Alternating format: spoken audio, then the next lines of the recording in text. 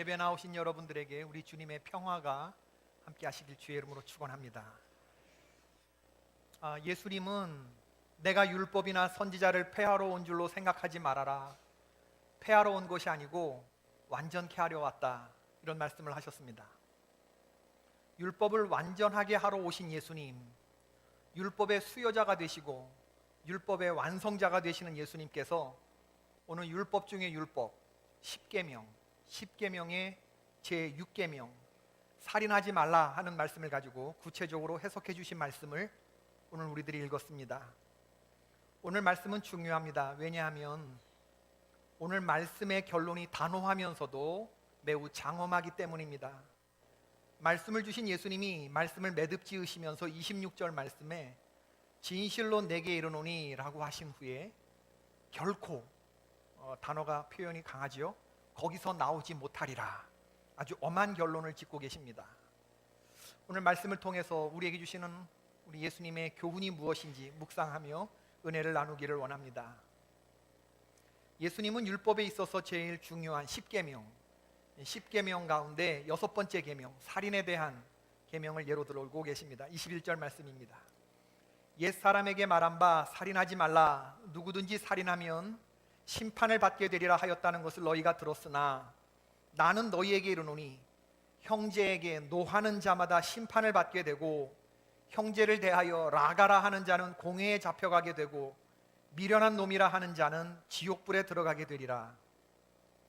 예수님은 당시 서기관들과 바리새인들이 만일 누군가 살인죄를 저지르면 신명기 16장 18절, 출애굽기 21장 12절에 의거해서 각 고을에서 7명의 장로로 구성된 재판정이 열리게 되고 그 재판정에서 재판을 받게 한 후에 살인자를 사형에 집행했습니다. 살인하지 말라는 계명에 대해서 율법학자들은 사람이 그냥 누구를 살인하지만 않으면 그 계명을 지킨 것으로 생각했고 또 그렇게 가르쳤습니다. 근데 예수님은 이런 제6계명 거기서 한 걸음 더 들어가십니다. 살인의 근원은 분노이고 원리상 살인과 똑같다, 그 말씀을 하시는 거죠. 사람을 직접 죽이는 것만이 살인이 아니고 형제에게 분노하는 거, 형제에게 욕하는 거, 이것도 똑같이 살인의 범주에 해당하는 죄다 말씀을 하시는 겁니다. 형제에게 화난 상태에서 라가라 말하는 거, 라가 욕입니다. 텅 비다, 무가치하다, 어리석다. 우리말로 하면 에이, 이런 표현해도 괜찮은지 모르겠지만 이 똥멍청아, 이런 그런 거 이제 상대방의 인격을 경멸할 때 쓰는 그런 욕입니다. 라가. 이건 굉장히 그 유대인들에게는 심한 욕이었다 그래요. 미련한 놈, 이렇게 말하는 거 똑같습니다. 헬라어로 모레라고 하는 건데 이 추악한 놈, 이 더러운 놈, 이렇게 저주하는 거죠. 이렇게 형제에게 분노하고 형제에게 미련한 놈, 라가라, 이렇게 욕하는 거, 이거 다 살인의 범주에 해당한다고 합니다. 우리는 오늘 예수님의 이 말씀을 들으면서 적잖이 당황하게 됩니다. 그럼 살인죄 안 지은 사람 없겠네? 화 좀 내고 욕 좀 했다고 지옥불에 떨어진다면 지옥 안 갈 사람 없겠네? 이런 생각이 드는 거죠. 우리는 지금까지 이런 것들이 죄가 된다고 생각하지 않고 살아왔기 때문에 그런 겁니다. 사실 우리가 10계명 가운데 다른 건 다 자신 없어도 6계명만큼은 자신 있잖아, 지키기에. 살인하지 말라. 여러분, 사람 죽여보셨습니까? 사람 죽일 예정이십니까? 그렇잖아요. 우린 사람을 안 죽였잖아요. 사람을 죽인다는 게 일반인들이 그렇게 쉽게 생각할 수 있는 게 아니란 말이죠. 그럼 왜 하나님은 살인하지 말라는 계명을 6번째 집어넣으셨을까? 이게 흔치 않은 일인데, 사람이 누구를 죽인다는 건 쉽지 않은 그런 계명인데 왜 이걸 넣으셨을까? 우리들 생각과 하나님의 생각이 다르기 때문입니다. 우리는 살인이 어려운 일이라고 생각하지만 율법의 수여자와 완전자가 되시는 우리 예수님과 하나님은 살인이 너무 쉽게 지어질 수 있는 그런 죄라고 생각을 하신 겁니다. 살인은 죄가 폭발하는 것입니다. 하나님을 떠난 인간이 사탄에게 사로잡혀서 이 앵거 컨트롤이 안 되고 교만을 다스리지 못하면 언제 어디서도 누구라도 이게 폭발할 수 있는 것, 이게 살인이라고 하나님이 생각을 하신 거죠. 우리는 살인이 어려운 사람이 아니라 우리는 누구를 죽이는 것이 너무나 쉬운 존재라는 것을 알 필요가 있어요. 우리 마음속에 살인으로 이어가는 이 살인의 레시피, 살인의 재료들이 우리 안에 풍성하게 아주 꽉 차 있다는 것을 우리는 인정할 필요가 있습니다. 지금 미국은 지난 12일에 버지니아 샬럿빌에서 저질러진 백인 우월주의자의 이 차량 돌진으로 인해서 지금 전국이 들끓고 있어요.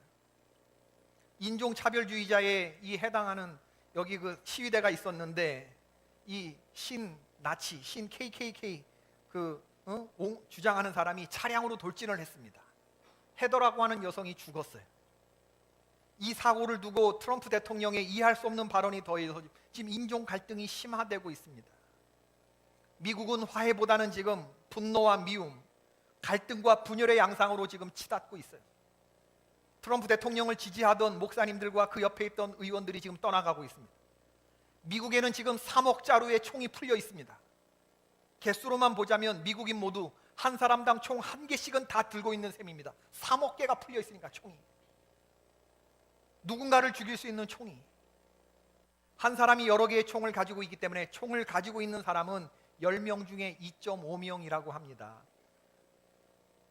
2016년 통계에 의하면 하루에 총기 사고로 죽는 사람이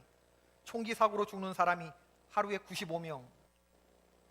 지난 10년간 총기에 의한 사망자는 30만 1797명. 가족이나 친구 등 최측근 지인 가운데 총기 때문에 사고당한 경험이 있느냐고 물었는데 총으로 자살한 가족이 있든지 아니면 총으로 누군가를 죽였든지 당신이 아는 아주 최측근 이 인간관계 속에서 그런 사람이 있었느냐, 그런 경험이 있었느냐라는 질문에 무려 미국 가정의 40%에 해당하는 가정이 그런 사람이 있었다고 대답했습니다. 가지고 있으면 드러나게 되어 있습니다. 총을 가지고 있으면 쏘게 되어 있어요. 총이 없으면 쏘고 싶어도 쏠 수 없지만 총이 있으면 쏘게 되어 있습니다. 쏘면 그 사람은 죽게 되어 있어요. 우리 마음도 그렇습니다. 우리 마음에 살인에 이룰 수 있는 더러운 것들과 얼마든지 살인을 일으킬 수 있는 이런 것들이 가득 차 있기 때문에 하나님은 우리를 위험하다고 보시는 거죠. 창세기 4장에 보면 인류 최초의 살인 사건이 나옵니다. 인류 최초의 살인은 형이 동생을 죽인 것입니다. 이 비극적인 살인이 어디에서 일어났느냐? 가정 안에서 이루어졌습니다. 무엇 때문에 형이 동생을 죽였느냐? 지극히 종교적인 임무를 수행하는 과정에서 일어났다는 점, 이게 우리에게 시사하는 바가 크죠. 살인 사건이 가정에서 일어났고 형이 동생을 죽였다고 하는 사건은 살인으로부터 안전한 관계, 안전한 장소는 없다는 것을 말해주죠. 살인은 언제나 어디서나 어떤 관계에서든지 흔하게 일어날 수 있는 일이라는 겁니다. 우리는 하나님이 동생 아벨의 제사는 받으시고 가인의 예배를 받지 않으셨는지 그 이유를 알 수는 없어요. 알 필요도 없습니다. 그건 전적으로 하나님께 속한 영역이기 때문에. 그런데 가인은 이 점을 불쾌하게 생각했습니다. 불쾌하게 생각한 정도가 아니라 하나님께 대해서 분노했고 그리고 안색이 변했다고 했습니다. 얼굴빛이 달라졌다는 거죠. 살인에 이를 만한 모든 악한 감정들이 화학 반응을 일으키기 시작했습니다. 감정들이 끓어오르기 시작했죠. 그 마음을 하나님이 보시고 그 마음이 위험하다 판단하셔서 그 마음에 브레이크를 거셨습니다. 여호와께서 가인에게 이르시되 네가 분하여 함은 어찌 미뇨? 안색이 변함은 어찌 미뇨? 내가 선을 행하면 어찌 얼굴을 들지 못하겠느냐? 선을 행치 아니하면 죄가 문에 엎드리느니라. 죄의 소원은 너에게 있으나 너는 죄를 다스릴지니라. 하나님은 가인의 마음을 정확하게 보셨습니다. 가인아, 내가 분노함이 어찌 된 일이냐? 네가 진실한 예배자라면 어찌 내가 너의 예배를 받지 않겠느냐? 지금 너는 너의 마음을 보아야 한다. 너의 마음에는 옳지 않은 감정들이 들어가 있다. 그 마음을 방치하면 너는 죄가 문에 엎드리게 되는 것이다.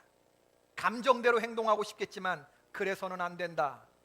내 마음속에서 죄의 소원을 이루어서는 안 된다. 너는 죄를 다스려야 한다. 너는 마음을 지켜야 한다.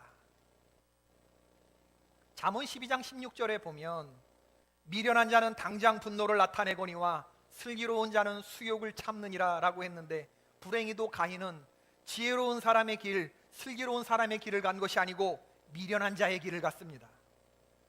동생 아벨을 들판에서 돌로 쳐 죽였죠. 이것을 보시고 하나님이 가인에게 물으셨습니다. 가인아, 내 아우 아벨이 어디 있느냐? 하나님이 모르고 물은 거 아닙니다. 다 알고 물으셨습니다. 자신의 마음을 정직히 대면하고 죄를 뉘우칠 수 있는 아주 적절한 마지막 시간을 주신 것인데, 가인은 하나님 앞에서 정직한 대답을 했어야 했는데, 근데 가인의 대답이 어떠했습니까? 내가 알지 못하나이다. 내가 아우를 지키는 자니까. 가인의 대답에서 어떤 말투가 느껴지세요?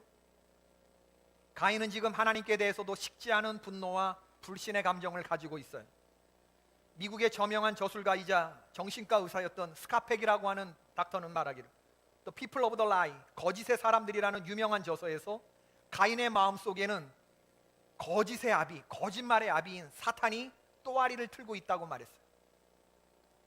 사탄의 목적은 인간을 죽이고자 하는 것이 아니고, 사탄의 목적은 하나님을 대적하는 것인데, 내가 내 아우를 지키는 자니까 라고 하는 가인의 말은 동생을 죽이고서 죽이지 않았다는 단순한 거짓말 차원을 넘어서 하나님을 향한 거역의 스피릿이 들어가 있다는 거예요.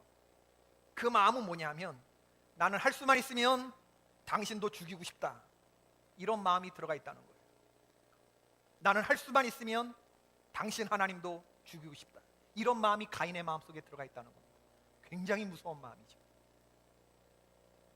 분노에서 살인까지 일어나는 것, 이건 버스 정류장처럼 가까운 것입니다. 분노는 우리의 삶을 파괴해요. 그리고 분노는 우리의 생각보다 교활합니다.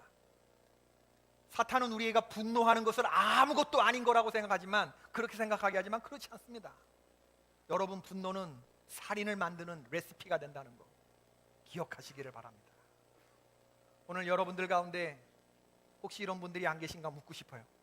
분노의 자가 진단법, 제가 지금부터 12가지를 말할 텐데 조용하게 손가락을 펴고 몇 개가 해당되는지를 세셔서 5개가 넘어가면 나는 지금 중증이구나 라고 생각하시면 됩니다. 첫 번째, 내가 한 일에 대하여 인정받지 못하면 나는 화가 난다.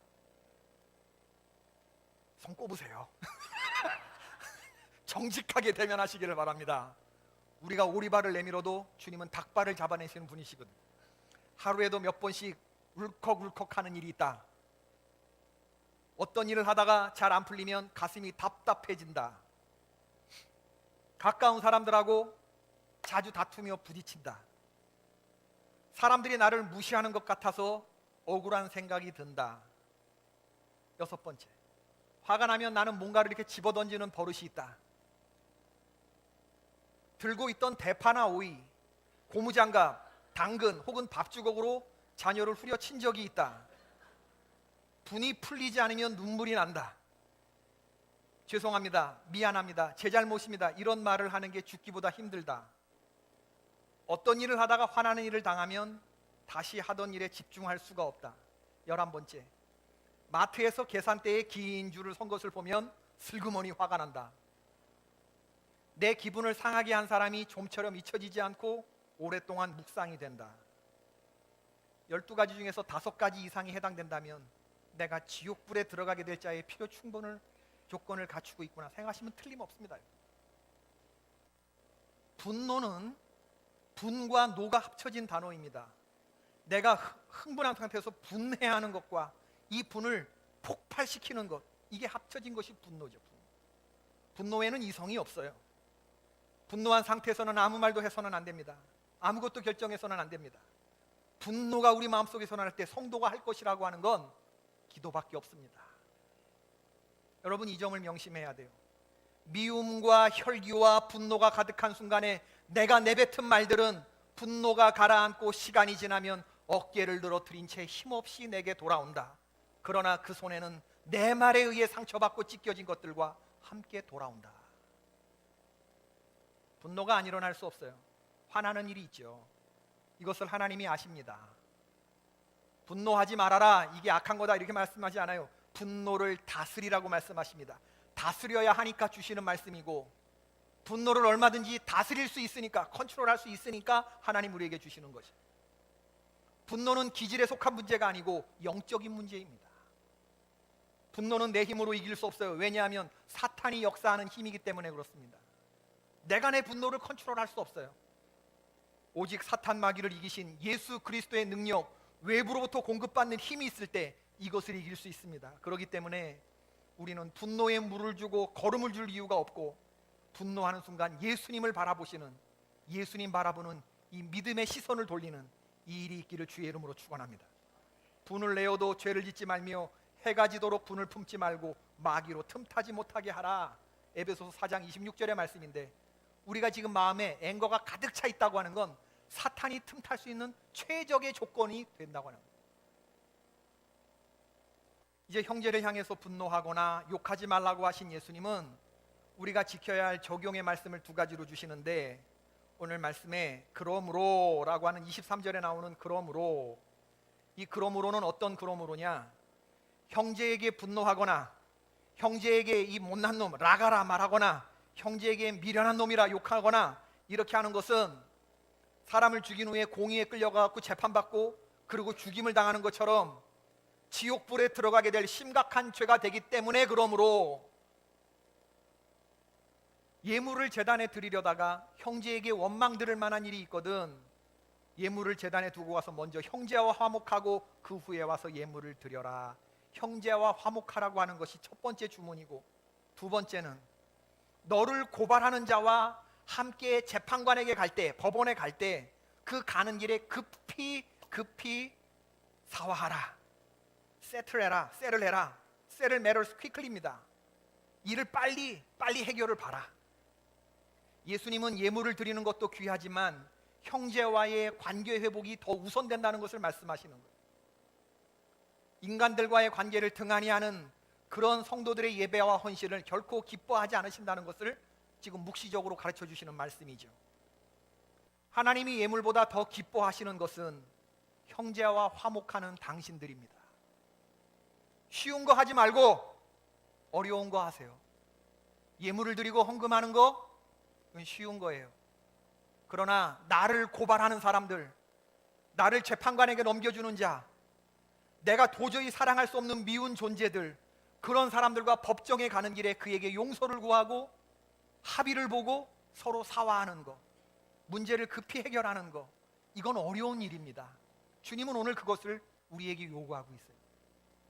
세상 사람들이 이거 못하지만 우리는 이 일을 위해서 부름받은 사람들이고 택함받은 자녀이기 때문에 우리가 이 일을 해야 할 줄로 믿습니다. 이러므로 하나님의 자녀들과 마귀의 자녀들이 드러나나니, 무릇 의를 행하지 아니하는 자나 또는 형제를 사랑하지 아니하는 자는 하나님께 속하지 아니하니라. 형제를 사랑하지 아니하는 자는 하나님께 속하지 않았대요. 우리는 서로 사랑할지니 이는 너희가 처음부터 들은 소식이라. 가인같이 하지 말라. 요한일서 3장 10절로 12절의 말씀이죠. 여러분, 일의 잘잘못을 떠나서 정말 통제되지 않는 무서운 것들이 내 안에 있다는 것을 인식해야 됩니다. 질투하고 미워하고 용서하지 못하는 것들은 어쩔 수 없다고, 누구나 다 그런 마음을 가지고 사는 거 아니냐고 이렇게 생각하는 것에서부터 떠나야 합니다. 이제 그런 마음은 내게서 사라져야 돼요. 그런 마음을 품는 것은 사탄의 자식들이나 품는 마음입니다. 하나님의 사람들이 품는 것은 그런 마음들이 아닙니다. 미움, 다툼, 시기, 질투 이런 것들은 전부 다 주님의 말씀으로 해독하시는 여러분 되기를 주의 이름으로 축원합니다. 세상에서 가장 흉악한 이단이 뭔지 아세요? 세상에서 가장 흉악한 이단은 사랑이 없는 성도들로 가득 찬 교회. 우리 기독교에서 사랑이 빠지면 이슬람보다 훨씬 무서운 율법 종교가 된다고 하는 것을 우리 명심해야 됩니다. 하나님은 우리가 이 세상에서 성공하고 그리고 천국 오기를 바라시는 것이 아니라 세상을 이기고 천국에 들어오기를 바라십니다. 우리는 이기는 사람들이 되어야 합니다. 나를 넘어뜨리려는 사탄의 유혹을 믿음으로 이기고, 이건 성공보다 훨씬 중요한 거예요.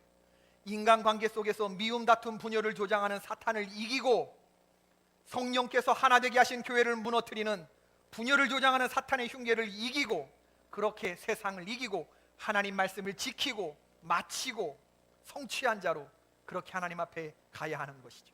이거 할 수 있어야 천연기념물 성도 되는 겁니다. 여러분도 알고 계시리라고 생각이 돼요. 우리가 지난 4월 안성홍 원로 목사님 은퇴 찬양 예배를 드리고 원로 목사님 추대 예배를 드렸는데, 그때 오셔서 말씀을 전해주신 목사님을 기억하십니까? 김기택 감독님. 우리 원로 목사님보다 연세가 몇 살 더 위이신 분이십니다. 우리 안성호 원로 목사님도 참 훌륭한 목사님이시지만 김기택 목사님도 감독님도 참 만만치 않게 훌륭하신 분이십니다. 김기택 감독님은 서울연예 14대 감독을 지내신 분이십니다. 고향이 경기도 이천이세요. 중3 때 목사가 되기로 하나님 앞에 스스로를 드렸습니다. 교회 친구들과 학교 친구들이 별명으로 김목사 김목사 그렇게 불렀대요. 이천 시내가 내려다 보이는 설봉산에 올라가서 나뭇가지와 시내를 내려다보면서 설교 연습을 했답니다. 중3서부터. 교회에서는 목사 걸음걸이를 연습했대요. 성경책을 딱 끼고 천천히 목사 걷는 거리. 왜? 목사가 급하게 걸으면 부목사들은 뛰어야 되기 때문에 천천히. 앞으로 제가 그렇게 다니면 우리 목사님 연습하시는구나 생각하시기를 바랍니다. 1962년도 대학 입학 국가고시가 시작되던 해에 목사님 신학교 시험을 치르셔야 되는데 아마 고3 때 고등학교 때 생각이 조금 바뀌셨는지 신학교의 원서를 낸 게 아니라 일반 대학의 원서를 내셨다고 그러네요. 근데 그날 발바닥이 쑤시고 열이 오르는 통에 시험을 칠 수가 없었는데 그날로 수술을 받으셨답니다. 그래서 1962년도 시험을 치르지 못하시는 거예요. 제대로 대학에 들어갔으면 목사님 6.2학번이 되시는 거죠. 이후에 이천군 교육청의 촉탁 공무원으로 3년간 근무하시고 그리고 군대를 가셔서 육군 중앙경리단에서 군 생활을 하십니다. 이렇게 사회생활 3년 고등학교 졸업하고 공무원 3년 군대 생활 3년 이렇게 하고 6년 지나고 나서 1968년 1월 21일 저 유명한 김신조 무장공비가 내려오던 날 감신 입학시험을 치르시죠. 수험번호 52번. 고등학교 졸업한 후 사회생활 3년하고 군대생활 3년하고 6년을 지났는데 여러분 머릿속에 뭐가 들었겠습니까? 뭐가 시험 볼 만한 그런 준비가 됐겠습니까? 목사님은 시험을 간신히 치른 후에 열심히 하나님께 기도했답니다. 오 하나님, 제발 감신대 홍연설 학장님 마음을 움직여 주셔서 수험번호 52번 김기택 붙여주시옵소서. 믿습니다. 간절히 하나님께 기도를 했어요. 어떻게 됐겠습니까? 하나님이 기도를 들어주셨겠습니까? 안 들어주셨겠습니까? 예, 들어주셨습니까? 안 들어주셨겠습니까? 안 들어주셨습니다. 감신 입학 시험에 떨어지셨대요. 등록금은 이천 양정 중고등학교 설립자 교장이신 김동옥 목사님이 다 대주시기로 약속을 했는데 떨어지셨대요. 떨어져시오 말하는데 너무 창피했다는 거예요. 그런데 이게 웬일입니까? 합격을 해놓고서 등록을 하지 않은 학생이 있어서 보결로 등록 마감에 임박해서 간신히 입학하게 됐는데, 그러니까 김기택 감독님은 1968년도에 꼴찌로 신학교 문 닫고 들어가신 거예요. 여러분, 나중된 자가 먼저 됩니다. 졸업하시고 성북역 앞 지하 15평, 주인이 15평이라는데 자기가 볼 땐 12평, 지하 12평에서 교회를 개척하시고 그 교회에서 성역 40년 은퇴하실 때까지 그렇게 보내신 분이신데, 이분 감독님 되셔서 감리교가 내홍을 겪으셨던 때가 있었거든요. 서로 학연과 계파로 나뉘어서 목사와 장로가 대립하고 목사와 목사가 대립하고 극도로 혼란을 겪던 시절에 교단의 행정수반인 감독회장이 고소를 당해서 직무 정지가 되고 파행적으로 운영되고 장로가 우리 감리교회 감독회장직을 막 하게 되는 이러한 일들을 겪으면서 참 어지러웠던 그런 한 5, 6년의 시간이 있었습니다만, 2009년부터 이때 감독회장 직무대행 직임을 맡으시고 행정복원하고 10개 연회 감독과 감독회장을 선출하고 우리 교단을 정상화시키는 일을 했던 참 훌륭한 그런 목사님이십니다. 제가 왜 이렇게 안성욱 원로 목사님도 아니고 남의 목사님 김기택 감독님의 얘기를 이렇게 자세히 길게 드리는가? 지난 주간에 안성욱 원로 목사님이 저에게 주신 책을 쭉 보면서 김기택 감독님 책에 설교집 같은 게 있어서 그걸 보는데 딱 잡은 순간에 한 권을 그냥 다 읽어버렸어요. 그 자리에서. 오늘 말씀의 주제와 맥락이 너무나 다 있고 이 목사님 평생에 목회하신 그 목회 방침이 참 마음에 감동이 되는 거예요. 목사님의 목회 철학은 뭐냐면 동그라미였대요. 동그라미 사랑으로 우리는 그리스도를 전하고 담고 배우는 교회, 이게 우리 원로 목사님의 모토신데, 변하지 않는 우리 개포교회의 모토인데, 김기택 감독님의 목회 철학은 동그라미 사랑으로로 요약된다. 따라해 봅시다. 동그라미 사랑으로. 이렇게 해보세요. 동그라미 사랑으로. 동그라미 사랑으로. 여러분 옆에 있는 분들이나 앞으로 식사를 나누실 때 동그라미 사랑으로 인사를 나누시기 바라는데, 이게 무슨 말이냐면, 김기택 목사님 목회 초기에 성경 가정학습지를 만들었는데 주보에 성경 문제를 껴서 내면 성도들이 답을 써오는 겁니다. 근데 목사님은 무조건 다 동그라미를 쳤다. 틀려도 동그라미를 쳤다는 거예요. 저하고 많이 다르죠. 저는 가차없이 동그라미를, 제가 많이 회개했습니다. 그러면 틀린 것도 동그라미를 치느냐? 이렇게 묻는 사람들이 있었는데, 틀리시면 그 옆에 빨간 글씨로 조그맣게 정답을 써놓고 이렇게 쓰시면 동그라미가 됩니다. 자기는 한 번도 사선을 거본 적이 없대요.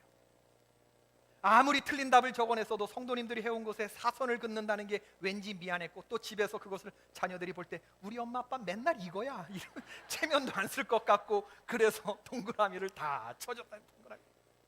동그라미를 쳐주는 목회. 이분은 이런 것이 좋고 저분은 저런 것이 좋다고 좋은 점을 보니까 그냥 다 동그라미가 되더라는 거예요. 그렇게 교회가 틀렸다로 가득 차는 것이 아니고 맞았다로 가득 찬 교회가 되면 얼마나 좋겠느냐. 목사가 성도에게 동그라미를 쳐주고, 성도가 목사에게 동그라미를 쳐주고, 성도가 성도에게 동그라미를 쳐주고, 교회 선생님들이 학생들에게 틀려도 동그라미를 쳐주고, 틀렸다고 사선을 긋고 비난하는 것은 누구나 할 수 있다.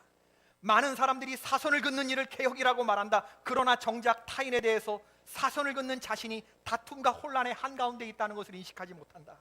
그것보다는 상대방의 의견에도 동그라미를 쳐주고, 이렇게 하는 것이 더 잘하는 일 같습니다 하는 마음으로 겸손히 의견을 제시한다면 그때 진정한 개혁이 일어날 줄로 믿는다. 목사님 그렇게 했어요. 겸손한 사람은 화살에 맞지 않는다. 화살이 위로 날아가기 때문이다. 교만하고 고개를 빳빳이 드는 사람이 날아오는 화살을 받는 거지, 겸손하게 고개 숙이는 사람들은 화살이 위로 지나가니까.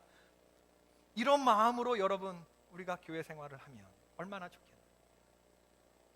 목회를 해보니까 세상에 나쁜 사람이 아무도 없더래요. 교인들은 특별히 더 좋더래요. 다 잘해보려고 하는 그런 사람들이 모여있더랍니다. 본의 아니게 욕심도 부리고 이해 못할 행동도 하지만 그게 다 믿음이 부족한 연고기 때문에 그런 거지, 사람이 나빠서가 아니더라. 처녀 총각이 결혼했다고 처음부터 환상의 커플이 되지 않더라. 기다려줘야 하더라. 한 20년 30년 지나니까 서로 환장의 커플이 되더라. 시어머니와 며느리 관계도 역시 30년은 기다려줘야 되더라. 그동안 다른 환경에서 며느리가 자라서 시집 왔는데 어떻게 금방 내 식구가 되나. 그래서 얘부터 며느리 새로 들어오면 새아기라고 불러. 새아기라고.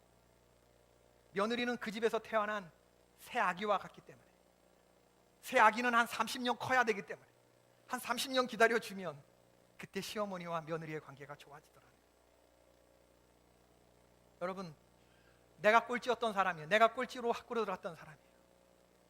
나는 사도가 될 수 없었던 사람이에요. 하나님의 은혜로 내가 전에는 폭행자요, 회방자요, 방해자였지만 주께서 그런 나를 충성되게 여겨주셔서 사도의 반열에 세워주셨다고 생각한다 그러면, 그런 은혜를 간직하고 산다면, 여러분 이게 그리스도 예수의 마음을 품는 것입니다. 죽을 수밖에 없는 나를 틀려도 벌써 틀렸다고 주님이 나에게 사선을 그어야 마땅한 존재, 예수님이 너 동그라미 이렇게 그려주셔서 우리가 지금 여기 있는 거라는 거예요. 주님이 우리를 동그라미 그려주셨으면, 우리가 그 사랑을 아는 사람이 됐으면 이제 우리도 형제에게 동그라미를 그려줄 수 있는 거죠. 동그라미 사랑으로 목회하는. 아무개 성도님은 주 안에서 동그라미가 되십니다. 사랑합니다. 축복합니다. 동그라미. 오늘 그렇게 동그라미 사랑으로 인사를 나누시기를 주의 이름으로 축복합니다. 우리가 형제를 사랑함으로 사망에서 옮겨 생명으로 들어간 줄을 알거니와 사랑치 아니하는 자는 사망에 거하느니라. 그 형제를 미워하는 자마다 살인하는 자니 살인하는 자마다 영생이 그 속에 거하지 아니하는 것을 너희가 아노라. 오늘 주님의 말씀을 마음에 기억하면서 살아가십시다. 우리는 좋은 사람들이 아니에요. 주님을 바라보지 않으면 우리 안에는 살인을 얼마든지 가능케 하는 미움, 다툼, 분노를 가지고 있어요. 이거 그냥 두면 지옥불에 떨어지는 마음을 가지고 평생 살게 되는 것입니다.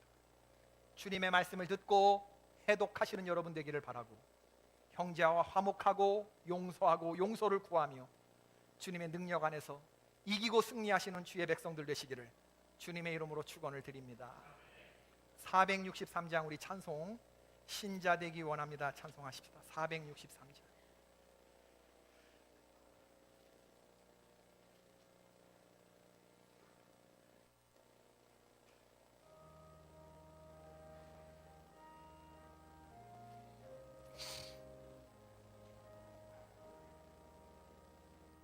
신자 되기 원합니다. 진심으로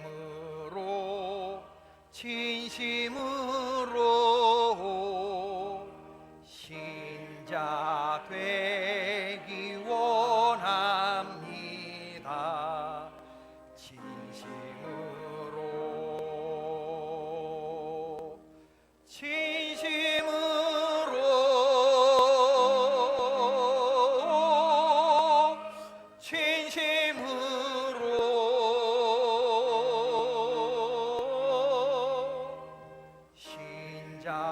되기 원합니다.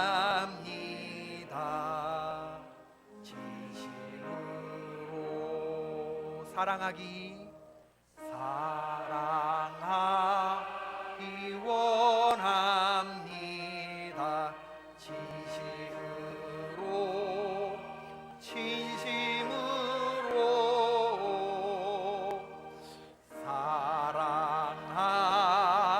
사랑하기 원합니다.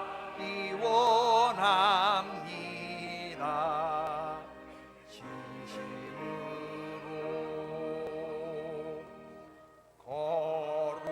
거룩하기 원합니다.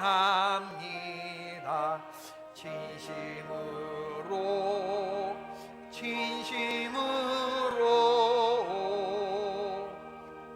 거룩하기 원합니다.